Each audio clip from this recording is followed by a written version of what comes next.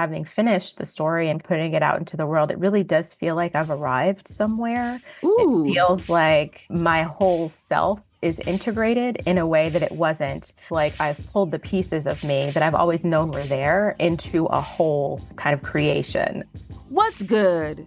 I'm Nikisha Elise Williams, and this is Black and Published, bringing you the journeys of writers, poets, playwrights, and storytellers of all kinds.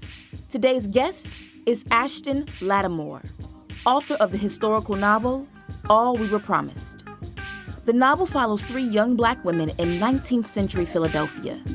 One was born free, one is enslaved, and the third is free-ish.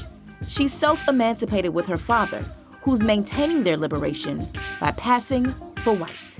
As much as you can align yourself with whiteness, it will not bring you safety. If it is not yours to claim, no matter how light-skinned you may be, or how much you try to pass, there is not safety to be found there when there is actually safety and care and community to be found in Blackness.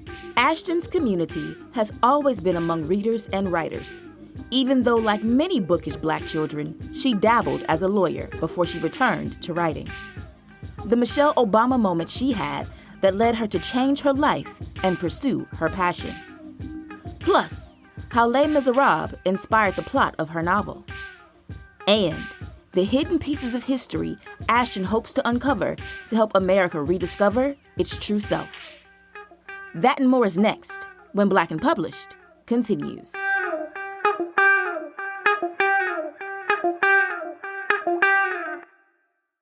Ashton, when did you know that you were a writer? I would say the year that my parents got us our desktop computer, I think I was maybe 9 or 10.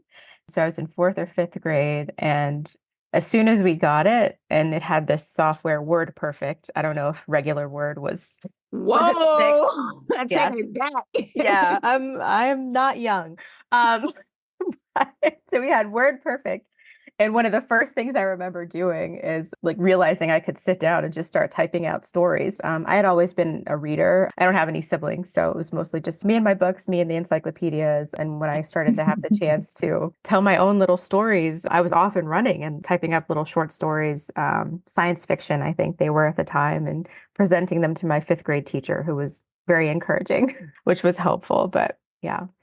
So then how did that urge to write at such a young age on that first desktop computer carry you to where you are now in having your debut novel?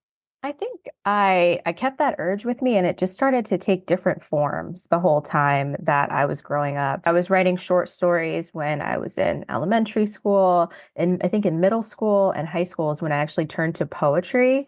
I concede I was not very good, but I worked on the literary magazine with other friends in high school, so that was kind of an outlet for me there. And then in college is when I found journalism. And that's really mostly been my outlet for writing for a long time. For those years I was in college and afterwards doing journalism and eventually going to law school, I think I started to believe I was a good writer. I could make an argument, I could frame a piece, but that I wasn't a creative person. So it really wasn't until this novel, this idea for the story came to me that I started to think I could actually kind of take the writing in a different direction.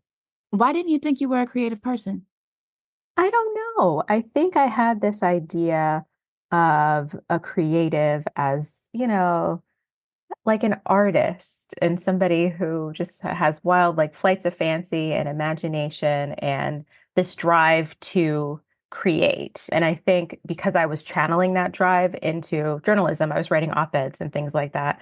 I was like, okay, this is not a creative thing for me. This is just me using my brain, making an argument, and that's kind of the way that I use writing as a tool. I think I had this idea of like sort of a dichotomy that's probably false of kind of creative people and like intellectual people.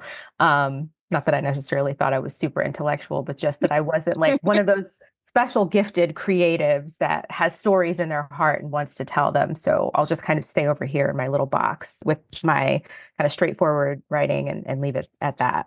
So then when did that shift for you to begin writing what would become, I'm assuming, is your first like foray creatively Yeah. into All We Were Promised? It was over the course of about a year. So I had gone to journalism school and then went to law school. Like most people who are strong writers and strong readers, people said, "Oh, you should go to law school. It's like a nice, safe career path, much safer than journalism. And you'll be kind of set More up for money. life." Yep, more money, way more money. Way Although more money. most careers are more money than journalism, I think. But so I had kind of taken myself there and I had been in law practice for about 3 or 4 years. And I came to a point slowly, shortly after I had my son, my first child, and realizing I was spending all these hours away from him during the day, doing something that I did not like. I did not like it. And there was just this kind of moment of reckoning I had with myself where I simply admitted, I don't like this. I want to do something else. And at that moment, I said, okay, I've always been a writer. I need to just get back to actually what I know how to do and what I like to do. I'm going to go back to journalism. So I started the process of kind of transitioning my career away from law back into journalism. And in the midst of that process, while I was working at the University of Pennsylvania at their law school, but in the communications department, I was listening to music. I was listening to show tunes, and this story idea came to me about a father who's on the run from something and his daughter who is kind of being dragged along for the ride and being confined because of his paranoia, which is basically the part of the plot of Les Miserables, which is what I was listening to. And I was just struck with this idea of writing a story. So I texted my best friend at the time and I said, I've got this crazy idea, what should I do? She's like, oh, write a novel. I was like, oh, okay. Sure, why not? Best Um, friends are great for that. yeah, no, they're wonderful. And it happened to be the end of October. It was maybe like the third week of October when that happened. And I saw something maybe come across my feed about National Novel Writing Month. So I was like, you know what? Let me go ahead and just dive into it. I've always been a reader of historical fiction, so I always assumed if I ever wrote a book, that's what it would be. So I said, I'll just make this, my little historical fiction story. I'll give it a shot. And so I did National Novel Writing Month. And at the end of it, I came out with 50,000 words. So I won National Novel Writing Month, as one does. And there was something there. There really was kind of a kernel of a story. And once I was in it, it just held me. And it Hmm. wouldn't let go of me. And this idea of finishing it and turning it into something, it carried me through the next, gosh, 3, 4 years of writing it and the time between work and dealing with the kids and everything else. So you talking about realizing that you don't even like your job reminds me of the point in Michelle Obama's first memoir, Becoming, where she was like, you know what? I don't like this. Yep. But what did it feel like in your body to be held by a story at a time where you were purposely putting your life in flux by leaving one career and going after another? It felt like walking towards a light. It felt Mm. like I was headed towards something. I was headed towards a different kind of life, headed towards a different kind of self. It felt like as I was finding the story, this is just what I'm supposed to be doing. And, I'm doing whatever I'm doing at my day job. I'm making this career transition, that this is the thing that's going to carry me from this place in my life, this place in my career, to the next phase of wherever I'm going. And now, having finished the story and kind of putting it out into the world, it really does feel like I've arrived somewhere. It Ooh. feels like my whole self is integrated in a way that it wasn't when I was kind of all apart, trying to, do law and secretly kind of be a writer and be disgruntled about not doing it. It really feels like I've pulled the pieces of me that I've always known were there into a whole kind of creation. And that's a lot of pressure to put on, on one project, on the act of writing, but I feel like I've come back to myself in a way. And I'm honestly very proud because that moment that Michelle Obama had, that I had, that's terrifying to sit there and say, I am, 6 figures in debt from this law degree. I have poured all these years into doing this and I don't like it. I can't do it anymore. That was a big, tough step, but, in retrospect, it was one that was worth taking. Did you ever get over the fear, or have you only now gotten over the fear because it's happened for you? I think I was able to overcome it because I could feel that I had something with the story. I don't know, when a project is working, when it is like something, when there's something there, you can kind of feel it. And this is probably terribly delusional, but I don't think there was ever really a moment when I was like, I'm going to write this whole thing and nobody's going to publish it. Like I pretty much assumed this is going to work out. I don't know if that is just a belief in myself or just extreme hopefulness or what it was, but I could feel that there was something there that was worth being put out into the world. And so I didn't worry so much about if. It felt like more of a when question. When and how, and I think I'm still kind of feeling out the how. What does life look like, as an author and a journalist and what all that, how that all fits together. But there was never a moment where I felt like I was kind of off on a romp that might not lead to anything. I love the confidence, and I don't know if it's debut confidence or if some would call it naivete, but I'm calling it confidence, and I'm gonna go with that. So please tell us the when and how of the publishing journey. How long did it take you to finish the draft, and then go from there? Sure. So I started this in November of 2018. So I was writing up until 2021. And that's when I had enough, like a full draft to apply to the revisions workshop, the Black Creatives Revisions Workshop, which is a program that We Need Diverse Books was putting on that year. So I applied to that and I got into the revisions workshop, which was wonderful because we had authors who would come and talk to us about the revision process and how they each approached it. And we spent all that time revising our books, working with the developmental editor, and also getting some kind of footing in the business, talking to marketing and publicity people who were brought in to speak to us, agents and things like that. So the revisions workshop, I think it was a 6-month program. So by the end of 2021, I had a fully revised draft that I was able to take out and start querying agents. So I think that was probably like October, November of 2021. So I started querying agents. 6 weeks later, I got an offer from my wonderful agent, Jamie Carr, the book group, and I signed with her. We did a couple more revisions on the book. So between, kind of January and May is when we took the book out on submission. And so we went out, I think it was maybe May 20th. And I had an offer 10 days later. So I had kind of a unicorn querying experience and submission experience. I fully recognize that and I'm incredibly grateful for it. But it was quick. Once we put the book out there, there was a fair bit of interest and excitement, I think, about the story. So that's what it looked like. And that was in May of 2022. And so it's about 2 years later that the book will be out into the world. 6 months in a workshop, 6 weeks to get an agent, 10 days to get the deal. Yeah. Yeah, it all worked out. It worked out. It worked out. I think that's been, it's been dangerous, right? Because my little delusional confidence bubble hasn't been popped quite yet. Yeah. Because I've been so fortunate to have things go so quickly for me, which I'm very grateful for. But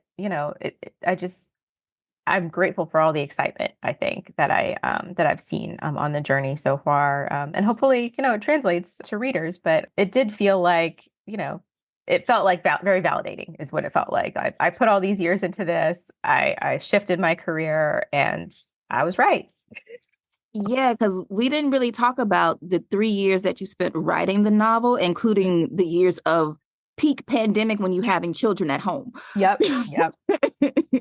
Those were some tough years, peak pandemic. And I also had my second child in 2019. So it was a very, very rough balance. My husband and I moved in with his parents for about 8 months of the pandemic, actually, and they helped us watch the kids while we were working.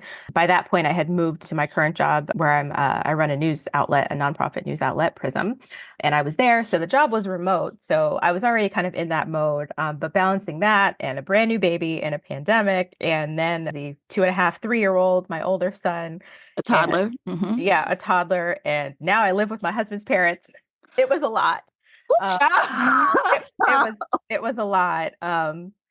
Grateful for them every day. Wonderful. I love them. And they frankly saved us during the pandemic and honestly made it possible for me to continue writing. But it was very much like pockets of stolen time, I think. I learned to write in 10-minute sprints. If I found 10 minutes during the workday or found 10 minutes in the evenings, and it would just be, 10 minutes, I'm just going to write. I'm not going to edit anything. I'm not going to look back. And that would get me, 300, 400 words, maybe a day, but it adds up. And then part of what really took the most time, I think, during that process was when I realized that my original kind of vision of who the point of view characters were in the novel was wrong. And I needed to shift it. Originally, this was a story that went back and forth between Charlotte and James, her father. But as these other women characters, Nell and Evie, asserted themselves, I said, wait a minute, this is their story. He has to go back to the side. He can live in Charlotte's chapters, and I need to give both of these additional women their due and their space to kind of tell their stories as well. So, filling all that out after I had written probably 100,000 words of Charlotte and James, with like at least 40, 50 of it being him. That took some time, but it felt like the right call when I made that shift, and the story really came into focus, I think, when I did that. Been there, done all of that. I completely understand. Yeah. So we're here. Why don't you go ahead and read a little something from All We Were Promised, and then we can get into this novel. Okay. I think I'm just going to read from the first page. Thank you, because that's where my first question is. Okay. All We Were Promised by Ashton Lattimore is set in Philadelphia between 1837 and 1838 and follows three young Black women. Nell, who was born free and is heavily involved in the abolitionist movement. Evie, who is enslaved and brought to the city by her owner. And Charlotte, who escaped with her father James from the same plantation where they had once lived with Evie. Everybody has a secret that they're keeping in the name of safety, but they'll have to learn to lean on one another if they want to get or stay free. Here's Ashton. All right. Philadelphia, 1837. The city of Philadelphia wasn't what it claimed to be, but after 4 years living here with her father, Charlotte knew there was a lot of that going around. It was unseasonably warm that November morning in Washington Square Park, enough to leave Charlotte and her friend Nell sweating under their dresses, even as amber and gold leaves crunched beneath their feet. In Philadelphia, a stray hot day was as good as summer, when folks would gather at parks and carousels and crowd onto cobblestone streets in messy, loud-talking clumps that circled and melted into one another. But warm weather also meant rioting season, when all the city's resentments between Black and white, freedman and immigrant, working class, and the struggling poor boiled over. Though the near-holy parchment at Independence Hall claimed all men were equal, the words told only half the story. In the heat, the city's people rarely shied from acting out the rest. And in the cooler months, after all the ruckus, the city would hush and turn itself inward, with everyone huddled into stately brick townhouses and tumble-down back alley tenements alike, as if embarrassed by all the thrashing and carrying on. Charlotte had seen the same cycle play out for 4 years going, and that morning she knew that all the conditions were ripe for a mob scene. Still, as she and Nell sat together fanning themselves, a few rows back from the open-air wooden stage, waiting for Mr. Robert Purvis's speech to start, she was lulled into a fool's sense of safety. Okay, so we're going to start right there where you read. Yes. But warm weather also meant rioting season. And then you ended that paragraph with, and in the cooler months, after all the ruckus, the city would hush and turn itself inward, with everyone huddled into stately brick townhouses and tumble-down back alley tenements alike, as if embarrassed by all the thrashing and carrying on. Since you were writing during the pandemic and 2020, when all of the things were happening with Black Lives Matter, was that also in your mind? Because I was like, very much. It's the same. It's the same. Yes. Yeah. There was so much in here that just came from me being an adult and having one understanding of how politics worked in this country. And then suddenly there are mobs. And of course, I don't mean the Black Lives Matter protesters, but in 2017, I remember Charlottesville, what happened there, tiki torch bearing actual racist mob. And then as I'm in the midst of writing this, of course, there are the Black Lives Matter uprisings. And then in January 2021, we see it again on January 6th. So there were absolutely moments in this novel where I'm writing a mob scene, I'm writing a riot, and I would go to Google and say, you know what, let me pull up a picture from Charlottesville so I can imagine what these people's faces looked like when they were doing the exact same thing 200 years ago. Absolutely. So there's that one. Yes. But then you set the book in Philadelphia, and you have this free Black population. You have the point where enslaved people are running to Philadelphia for freedom, and the balance of that and how there's both a race and a class divide, and then also what's happening with the white people in Philadelphia as well. And I was like, the whole book set in 1837 is a microcosm of America in 2024 now. Yep. Yeah. Also intentional.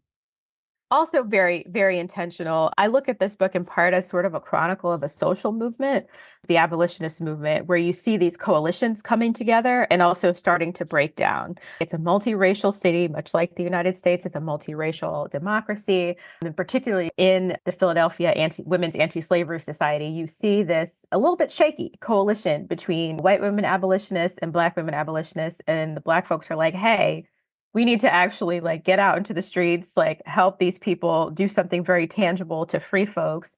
And the white women abolitionists are saying, well, yes, but what if we mostly raised money and did kind of political speeches? And the subtext is that these things are helping them raise their profile in the abolitionist movement, because a lot of these women will eventually go on to seed the early feminist movement and the suffragist movement in the late 19th century. So you see folks, all good intentioned, all well intentioned, trying to work with one another.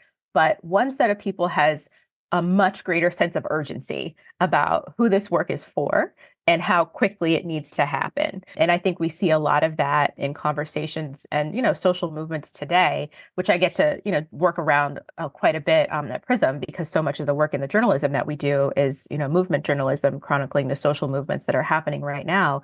And you can see those same divides, some of those same kind of coalitions coming together and breaking apart. And I just found it really interesting to see that 200 years ago, we're having some of the same conversations about what is actually going to help. How involved do I need to be?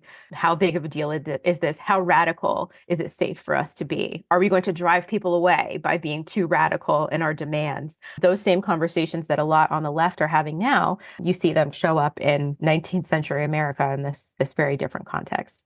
And so earlier you mentioned that initially you wrote the draft where it was a back and forth between the main character and her father, James, who have escaped to freedom in Philadelphia.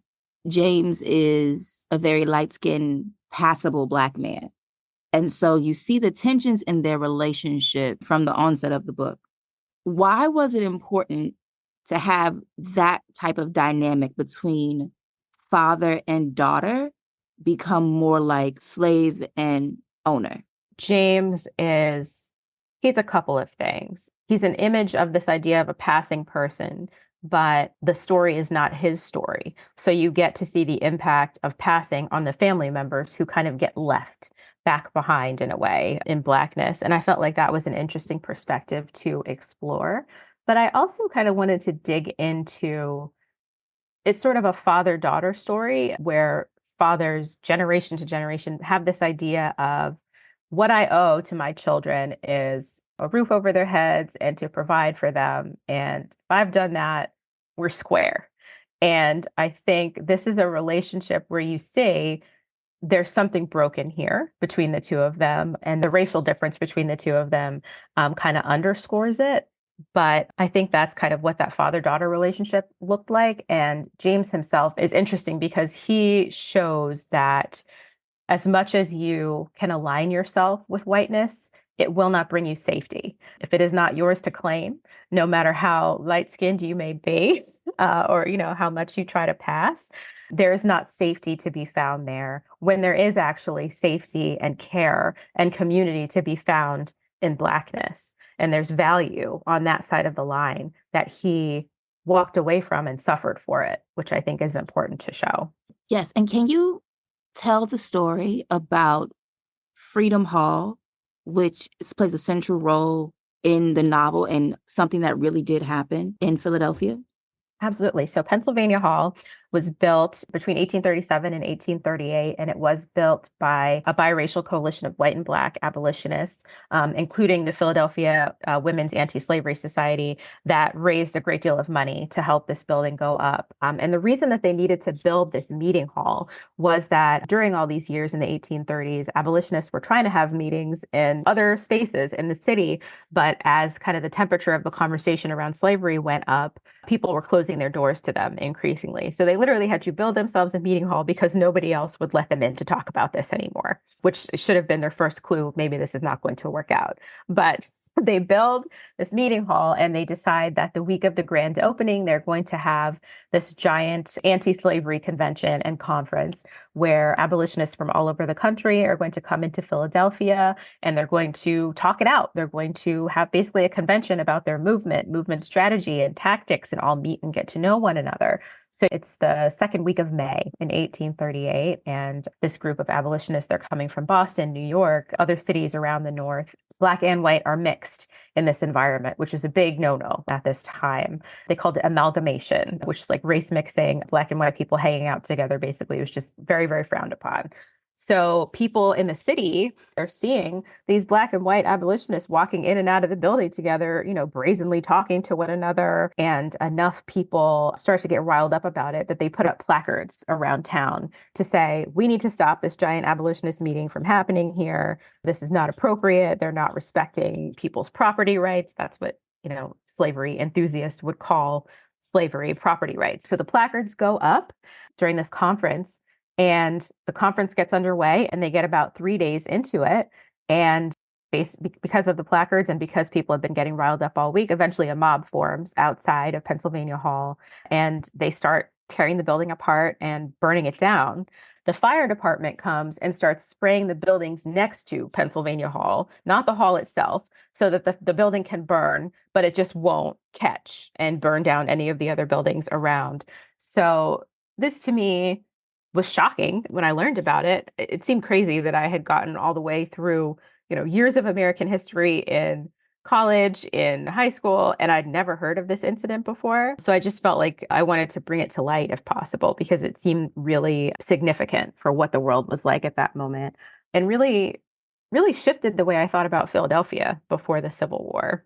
So in telling the story of Pennsylvania Hall and how it went up and came down as immediately after it opened, it's a bookend in your novel where your novel starts with a riot, it ends with a riot. Yes. Which goes back to the line that we talked about in the very beginning. But then it also reminds me of the United States in the moment that we're in right now. And the nation started with a riot that became a rebellion that we call a revolution. Mm-hmm. And although we're not quite at the end of America, well, not final yet. But I feel like a lot of the people on Al Gore's internet have kind of called it and said, you know what? It's the end of America. And so we're kind of just watching it play out, which will probably end in some type of riot to something or other. What do you make of these parallels between this richly layered novel that you created on an idea and the problems that we're still having, not just politically, but also within the race, between classes, and all of these other, you talk about building of coalitions and then their breakdowns. We're in that moment right now. It absolutely feels like the series finale of America, 100%. It's not, the vibes are not good. They're not good. And the parallels scare me, candidly, because this is a story of a deeply polarized time in American history where people are having these deeply entrenched disagreements about what it is to be a person, what it is to be free, what life should even look like here, what should people be allowed to do, who should be allowed to consider themselves part of our country, our community.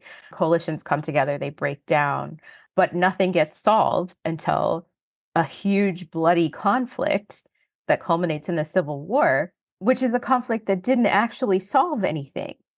Solved slavery, kind of, and it solved, yeah, right. And it solved, the question of whether or not states can secede from the Union, maybe for the time being. But, the stuff that you see that comes after the Civil War, where the North wins the war itself, but the South wins the rhetorical kind of war, and wins with a lot of the legal structures that end up staying in place for years and years afterward. I don't know. I wish I could say I felt more hopeful. The only thing I have to offer is I hoped or tried to end the story on a hopeful note, which is everything has broken down, but we're going to keep working and trying anyway, because I think that's all you can do. In listening to you speak and then thinking more and more and more about the book, it feels like our history has provided the blueprint for our dystopian future. And that's Oof. really Yeah, that's real. that's and when you sit with that, it doesn't feel good. But here we are. And yet you do end the novel on a hopeful note with these three women, Nell, Evie, and Charlotte, all heading toward the possibility of a brighter future together. And it's not lost on me that it's three Black women doing the work. And again, to bring the moment to now, where it's often Black women doing the work to keep what's left of America together, at least Hmm. for another day. Yeah. Was that intentional, or did it just really happen to play out that way because of who you are? I think it's because of who I am, but it's also very factual. Black women were the backbone of the abolitionist movement. They were the backbone of what ultimately became the Underground Railroad and taking the steps to physically free people and take them out of slavery and not just talk about it, but, go be about it. So to me, that felt right, that the three of them would be the ones who are looking forward and saying, we're going to lock arms and we're going to keep trying to figure this out. There are other people with them. They have helpers, they have some Black men helpers, they have some white women helpers, but just to see the three of them really being the foundations for their own liberation and the liberation of people who are like them, it just felt true to me. Mm. You saying the backbone, another word for backbone is spine. And Hmm. without a spine, a body cannot stand. And Yep. as has been said in this election cycle, in the last election cycle, in the last election cycle, and I'm referring to the presidential election. So we're now 12 years into this same kind Yep. of rhetoric of we're in a fight for the soul of the nation or the soul of the country. And yet, while we have yet to really ascertain what the true soul of America is, we know that Black women are its spine, its Hmm. backbone. Do you have resentment of that burden being placed on Black women and then Black women turning it into something that is not just ambition, but a drive for better, if not just for themselves, but for everyone? I think there is something really difficult and insidious about everyone identifying Black women as strong and then using that as a reason to climb onto our backs. There is strength here because there has had to be strength here, for all of the things that we have endured. But I don't think that's a reason why we can't aspire to softer ways of being and softer ways of living. So having to carry this responsibility, and I think often people mistake it for a compliment when they say things like, oh, listen to Black women, follow what the Black women do. I mean, yes, but like you could also say some things for people to listen to, y'all can do some work as well. Mm-hmm. And I think back to something that Toni Morrison said, which is that racism and racial injustice get framed as this problem for Black people to solve. But what it actually is a problem among the people who are actually racist. That's a problem. If you can't feel tall unless someone else is on their knees, then you have a very serious problem, is what Toni Morrison said. So this kind of brings us back to coalition building and where the responsibility for sorting all of this out actually lies. So I think Black women do this work by necessity for our own survival and the survival of our own communities, and we always have, but there's no reason why we should ever be the only ones kind of out here. So now let's talk about the other characters in your book because the mistress is insufferable. Insufferable. The worst. The absolute worst. She is all kinds of insufferable. And I didn't know about the loophole in the Philadelphia's law that allowed enslaved people to become free if they had been in the city for 6 months. So then white slave owners and slave holders would exploit that by going back and forth. And then just as the deadline was coming up, send them back to restart the Mhm. clock on their hopeful liberation. When you were writing, and you have a lot of moments where you weave in history like this, what was the research process like to render this life with these women and the racial dynamics and the law. What was that process like for you? So some of it was legal research, just making sure I got really clear on what the timeline was for this loophole, when it was in effect, how it changed over time, and how it was exploited. So my law degree came in handy this one time. When I was doing that research, I got to read old cases of people who sometimes were able to get their freedom because the 6 months had elapsed, or maybe the court decides that they're not free because the months had to be measured in calendar months and not phases of the moon and like crazy stuff like that. But just reading through kind of old documents. And then there were some really great books that were very helpful to me. One was Never Caught, which is by Erica Armstrong Dunbar, which is about Ona Judge, who was enslaved by George Washington, who, while he was president, exploited this loophole because the presidential mansion was in Philadelphia at the time. So he was sending his people back and forth. Eventually, Ona Judge, who was one of the women enslaved by him, ran away and was ultimately free for the rest of her life, although he chased her. And then just to understand a little better the dynamic between women slave owners in particular and the people they enslaved is a great book. They were her Her property. property. Mm-hmm. Yes. And I read that as well to understand, what the ownership relationships looked like and also what kind of the personal relationships could look like between these women who they have these maids who are in some ways they're intimates. This is the woman who is spending so much time with them. And in some cases you would see this kind of gross conflation of, well, yeah, you're my slave, but you're like my best friend.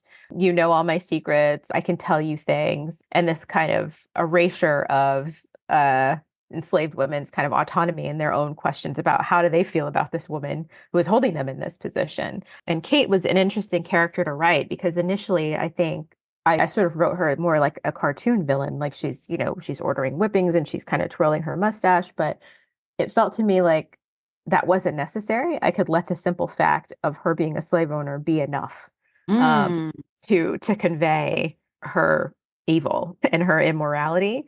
And there's something that felt a little more interesting and more textured about her having this belief that, yes, I enslave these women, but they love me, they're my friends, it's fine. But don't ever forget that I'm in charge of you and I'm in control and I decide what good things happen to you and what bad things happen to you. Yes, and that's one of the major reveals between Charlotte and James in the end. And all that you have created here and all the parallels that we've talked about to present day America, what do you want readers to take from your novel? I think what I want readers to take is an understanding that American history is far less neat than the way that it has been fed to us. I think we often get this story where it's kind of an unbroken line of upward progress towards, we're just getting better and better. We were a little racist to start with, and we did some slavery and it was bad, but the people in the North were great and they fixed it. And we've just been getting better and better since then. We had the Civil War and then we had the Civil Rights Movement and bing, bang, boom, it's fine. And actually, it's a lot messier than that. The places and the people that we've been taught to revere, the North, the abolitionists, were imperfect. These were imperfect coalitions. They made compromises that did real harm to people. That's what that 6-month loophole is. That's a law that let people keep slaves in a free state. So I wanted to introduce some complexity and some nuance into the ways that people understand that portion of American history. And I think what also feels really important to me is to understand the variance and the diversity of the history of Black people. We haven't always just been one thing. It wasn't that all of us were slaves at one point, and then some of us were kind of poor and downtrodden, and then we've slowly made our way. Every different kind of Black person has existed since the very founding of this country. There have been rich, there have been poor, there have been enslaved, there have been free. And it matters that those people walked alongside one another during history, organized with each other, worked alongside each other, had conflict with each other. Listening to you lay out how history is taught made me chuckle because today's January 30th. So we're getting ready to head into Black History Month. Mm-hmm. And thinking about textbooks and how history is taught, how Black history is taught, it really is. There's the Civil War and then there's the Civil Rights Movement and not the 100 years in between. Nothing about that. Don't worry about that. Like it really is. Yep, it was like 1861 to 1865, and then the black folks were free in the 13th Amendment and rah, rah, rah. And then in 1965, you got free again for real this time. Exactly. And it's like, but what happened in the period in between? That's never really touched Nope. Nope. It's not at really all. touched. And that period between the revolution and the Civil Civil War, War. Yes. what was going on here? It gets taught like, oh, the South, they were so terrible. They were doing slavery. It was so bad. Well, no, the North was doing a bit of their own kind of stuff. There were real problems here. And you don't even get a bit of that until like the mid 1800s. You might get Yeah. Dred Scott and the Fugitive Slave Act. Yep. And but Yeah. even those are still 10, 20 years before the Civil War. hmm So you Yeah, have it's all like the lead up to the Civil War. We were trying to be a free new country, and then things got really bad for a little bit, and the Civil War happened, and then y'all were free, and then needed to be freed again 100 years later. But let's not explain why. yes. America. America. I want to switch to a speed round at a game hmm before I let you go for the afternoon. What is your favorite book? I can't pick an all-time favorite book. I will say my most favorite book that I've read recently is probably Circe. Madeline Miller. It was just really beautiful and kind of haunting. And I loved it. I loved it. Who is your favorite author? Geraldine Brooks. She writes historical fiction across a range of different time periods and subjects. And I look up to her a great deal. So that's who I kind of aspire to emulate. So then do you have a favorite time period in history that you would want to keep writing about? No, actually. I like the 19th century. The 19th century is very, very interesting, and I expect I'll return to it at some point. But there are periods I want to explore in the early 20th century as well, particularly Prohibition in the time period around World War I. So that's probably where I'm headed next. That will be real interesting for Black women. Yes. What do you think is the best book to movie adaptation? This is a terrible answer, but The Scarlet Letter. I remember reading the book in high school, and it was so boring. But I saw the movie first, so I thought this book is going to be great. I didn't like it, but I came to find out years later, people think The Scarlet Letter was a terrible movie. So I don't know. I'm the wrong person to ask. We read the book in high school, and then we watched the movie afterward in class. The movie was really good. It was. It was so good. Apparently, it was widely panned by the critics. Like, but I don't know. I thought it was compared to the book. Yeah, the movie it did everything that it needed to do. exactly. I love that answer. If money were no object, where would you go? What would you do? And where would you live? I'll start with where I would live. I would live close to my family. I think that's the answer. So probably around here. My parents are in Delaware. My in-laws are in central Pennsylvania. So somewhere around here, Bryn Mawr, Pennsylvania. If money were no object, I would just be an author and nothing else. That's mostly what I would do. And what was the last one? Where would I go? Everywhere. Everywhere. I would travel. My most important trip that I'm trying to, like, my bucket list trip is the Galapagos Island. So that's probably where I would go first. Yes. Since we talked about it, describe your best soft life. Oh, my best soft life is just time and space to read and write. And there's no hustle, no meetings, just space, just a spacious life full of time, I think is what it is. Yeah. I too am trying to attain that best soft life. Yes. What brings you joy? My children, they're very funny little people. They're 6 and 4 now, so they say a lot of funny things. Yeah. And what brings you peace? Solitude and puzzles. I do like a puzzle. Yeah. Our game is called Rewriting the Classics. Classic is however you define it. Mm-hmm. Name one book you wished you would have written. I wish I could rewrite Gone with the Wind, and it would just be very different and maybe more accurate. But that's often held up as a classic. And I think a lot of us read it and see it before we know anything's wrong with it. So if there's a way to redo it and fix it, that's what I would do. So then name one book where you want to change the ending, and how would you do it? Hmm. This is very small, but I read Homegoing over the summer, Yagayasi Homegoing, and the two main characters from the last part of the book, they're together in the sea, and we as the readers know that they're kind of connected by a family connection, but they don't know. I wish there would have been some way for them to access that information.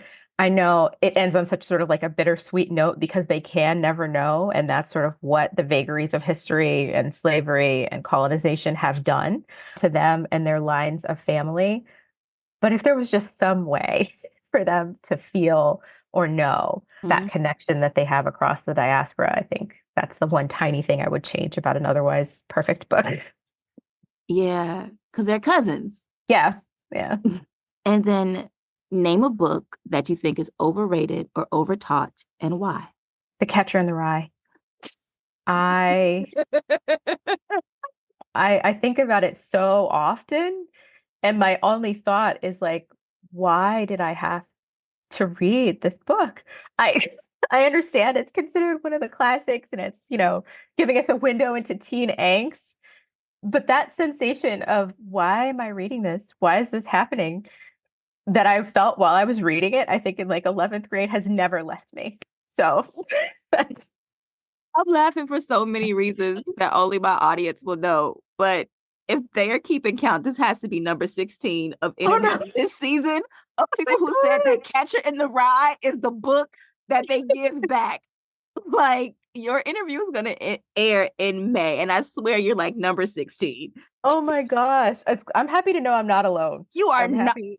You are not alone. Like, I really now have to start going back and keeping count. The number of people that are just like, nah, fam, Catcher in the Rye. Nope. No, thank you. Take it out of the curriculum, remove it from the canon. We're done. I feel like this now needs to be a change.org petition at the very least. Where do I sign up? Please. All right. Final question. When you are dead and gone and among the ancestors, what would you like someone to write about the legacy of words and work that you've left behind?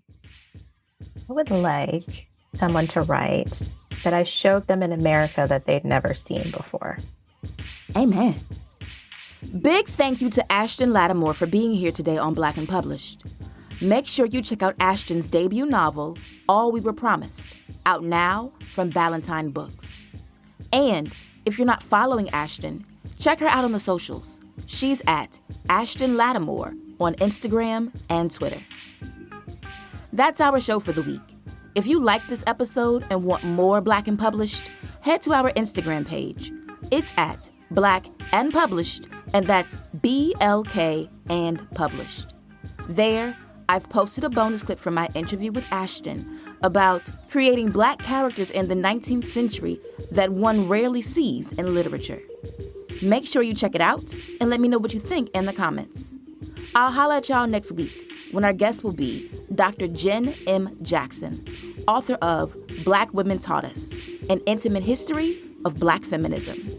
My fantastic, amazing editor at Penguin Random House, Marie, she reached out to me and she said, have you ever thought about writing a book? And she was like, I think you're incredible. I've been reading your work for a very long time. I've been reading your Teen Vogue column. She had read all of these experiences that I have been writing over these years. And she was like, why aren't you putting this stuff in a book? And I said, well, I thought nobody was listening. That's next week on Black and Published. I'll talk to you then. Peace.